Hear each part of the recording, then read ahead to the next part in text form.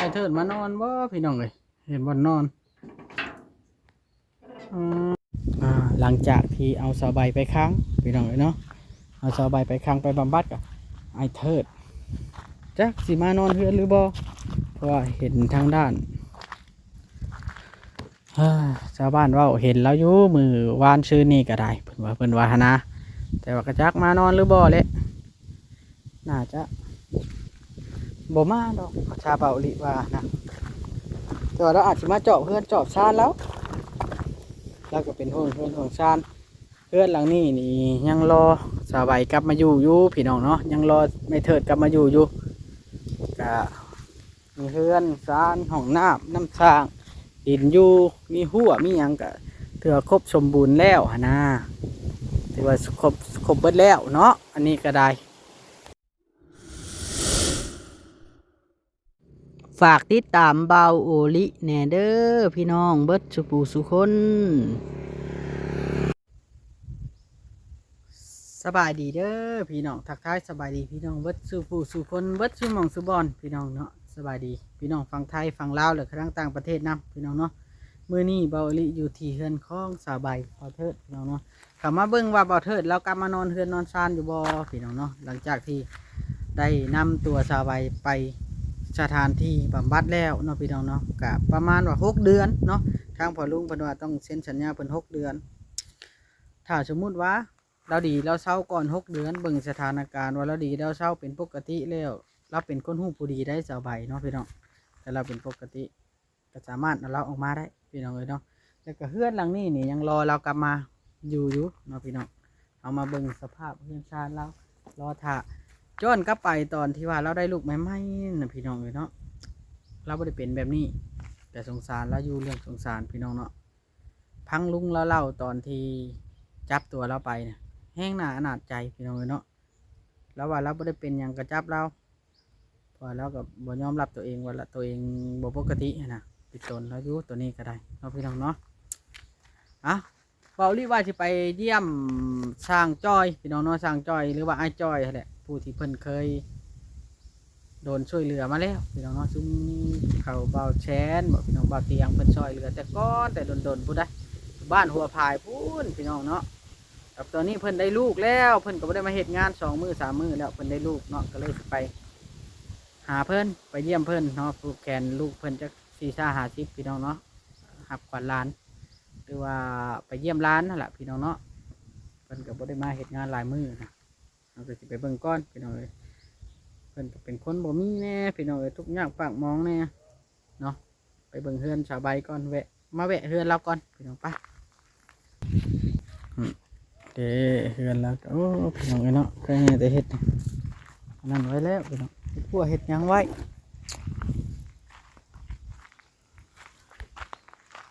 ปรากฏว่าเราปลูกหมากพริกหมากพายปลูกอันผักมีจีช่อมเนี่ยได้กินยอดได้พี่น้องเลย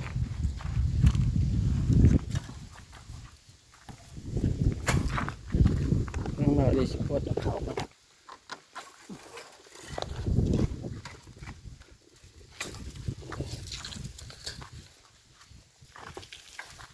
นี่แหละ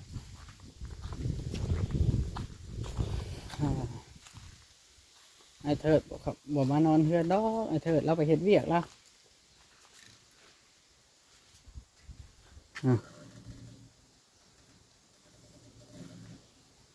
ไข่ไก่เลยไปใส่หายไปละไข่ไก่กันคนรักไข่ไก่ก็ทานนี่ก็จะเป็นพวกเครื่องใช้ของซอย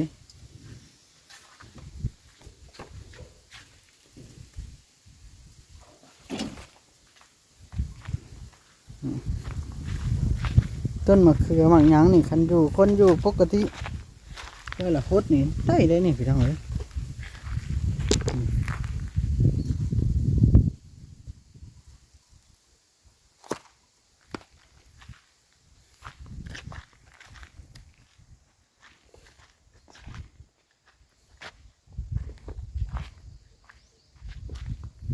เราปลูกไปเพื่อต้นไผ่ที่ว่าเอาลิเอามาปลูกตอนนั้นมันตายแล้วพี่น้องเนาะ ป่งแล้วแต่ว่ามันตาย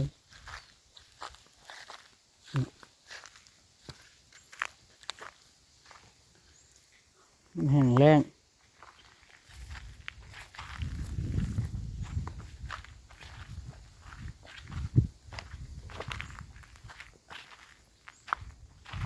หอกน้ำหอกในมีครบแล้วพี่น้องเอ้ยเนาะรอแต่สบายดีขึ้นแล้วกลับมาอยู่ครับ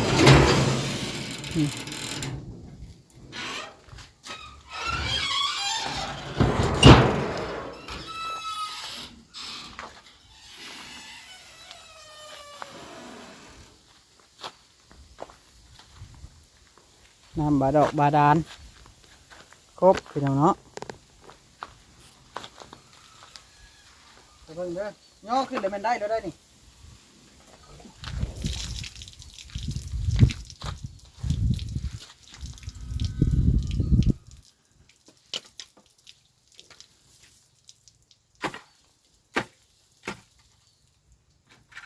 กดไว้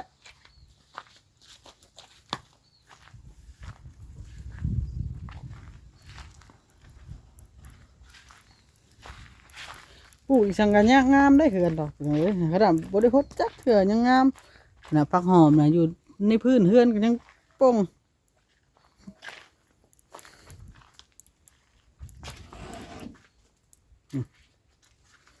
เครื่องของ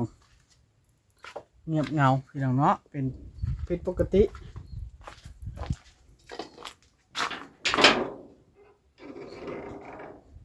เด้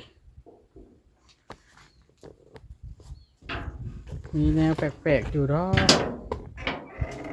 นะไอ้เถิดมานอนบ่พี่น้องเอ้ยเห็นบ่นอนอ๋อทีละบ่ได้ล็อกได้แลกดอก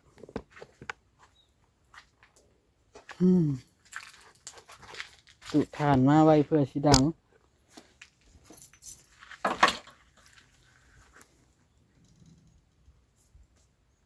เวลาพี่น้องเนาะถือว่า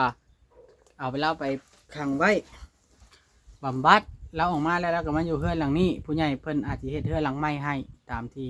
เพิ่นได้เว้าไว้เนาะพี่น้องเนาะว่าถ้าเฮ็ดให้เดี๋ยวนี้ก็คือเพิ่นสิดูแลบ่ท่วงบ่ถึงบ่กุ้มบ่หุ่มเฮือนเนาะถ้าเฮ็ดเดี๋ยวนี้หั่นน่ะพี่น้องเพิ่นเลยบ่เฮ็ดว่าซั่นซะ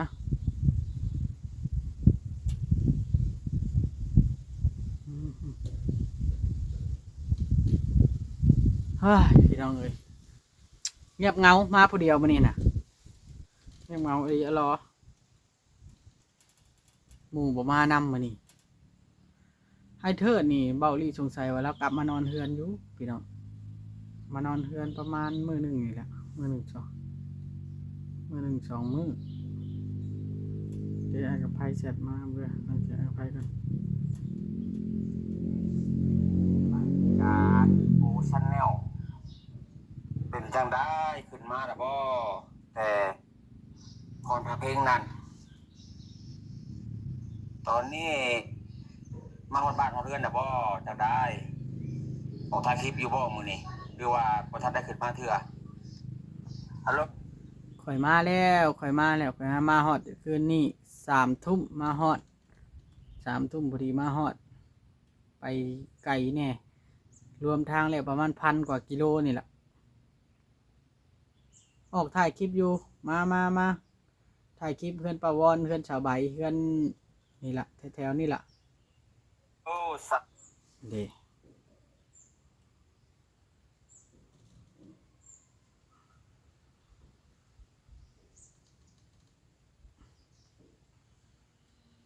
เมื่อวานนี่ไปจนยางรถขาดเบิดแล้ว ทางลำบากหลายเด็กพี่น้องเนาะไอ้เทิดนี่กับสบายนี่เราออกมาแล้วกับใครอยู่เรายังมีที่อยู่ที่เช่าพี่น้องเนาะที่อยู่ที่เช่าแล้วเนาะพี่น้องที่อยู่ที่เช่าแล้วแบบนี้มีเฮือนมีชานอยู่นี่มันบ่ดอกดอกภาษาปีหนึ่งนี่พี่น้องเนาะเฮือนบ่ดอกเพราะอยู่แล้วซำนี้ก็ได้ถึงสิบุรูลากับมันพออยู่แล้วสำหรับอัน คนเอาเพื่อนแล้วก็สร้างครอบครัวใหม่เนาะอันนี้ก็ได้พออยู่สำนี้นะระวังว่าเล่าสารดีที่เศร้าเนาะคันสมมุติว่าอัน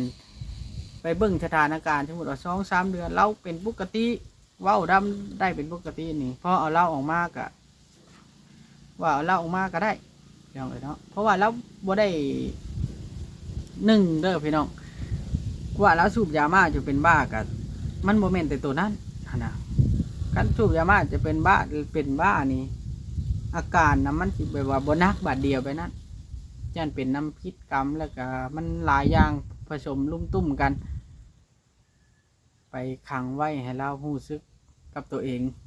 ให้เราใช้ความคิดไม่ใช่จะการปล่อยเราไว้นี่ที่จะทำลายข่าวของแล้วก็เป็นภาระของสังคมดีบุดีไปนอนหนาวตายกับบ่จักพี่น้องเนาะนี่แหละชีวิตคนเฮามันบ่คือกันจำลำไอ้เทิดจากเราสิรอสาวใบได้ชำใดเฮาบ่ได้เจอตัวแล้วเห็นแต่บ่นอนจากเรามานอนหรือบ่ได้มาคันเราขึ้นอยากมานอนกับมานอน แต่ว่าเราคือสิบ่มานอนดอกเพราะว่าเมียเราบ่อยู่เรากินฮอดเมียเรากินฮอดเมียได้เถิดอยากเห็นตัวเราอยู่สิถามเราว่ากินฮอดเมียบ่ถามเราฮอดเมียบ่หรือว่าจังใดฮะนะส่งสิกินฮอดอยู่ดอกเมียเนาะพี่น้องนะ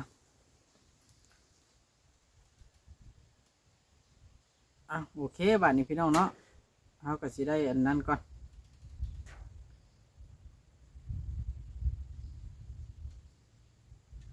สิได้อันเข้าไปเยี่ยมสร้างก่อนสร้างเพิ่นได้ลูกพี่น้องเนาะเพิ่นอยู่กรรมเฮาไปเยี่ยมเพิ่นก่อนเพิ่นมาเฮ็ดน้ำบ่ได้บ่รู้ว่าจังใดเนาะพี่น้องเนาะ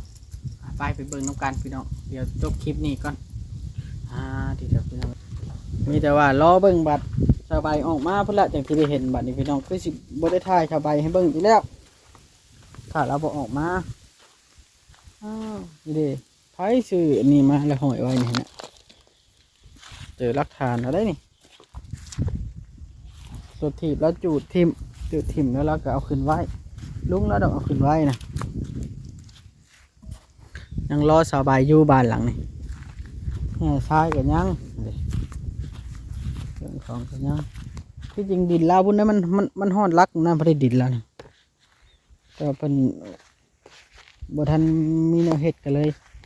ป้ายเพิ่นเที่ยวทางก่อน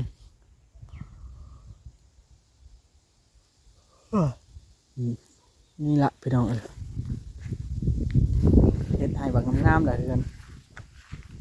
แต่กี้ยังว่าบ่มีเฮือนพากันเล่ร่อนตอนนี้มีเฮือนแล้วยังเล่ร่อนอยู่ก็เลยใช้มาตรการแบบเด็ดขาด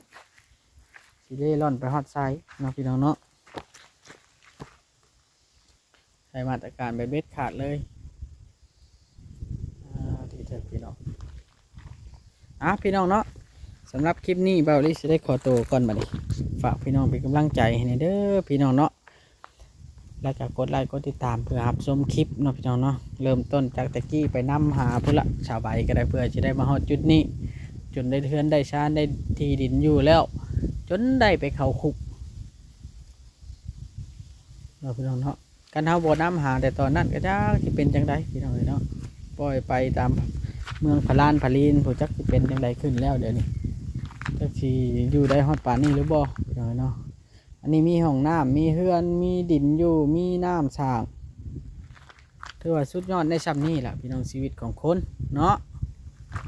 โอเคพี่น้องเนาะเพื่อนสาวใบที่บ่มีสาวใบอยู่มันก็บ่ม่วนปานใดเพื่อนสาวใบมีสาวใบอยู่ยังพอใครพี่น้องเนาะปิดอันนี้ก่อนสักหน่อยที่ว่าเบาอยู่ปิดปิดมันก็เห็นรถ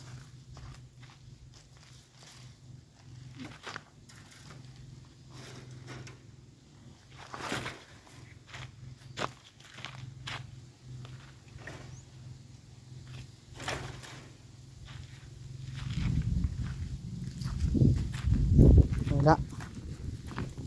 บาทนี่ปิดไว้เรียบร้อยเดินทางก่อนพี่น้องเนาะ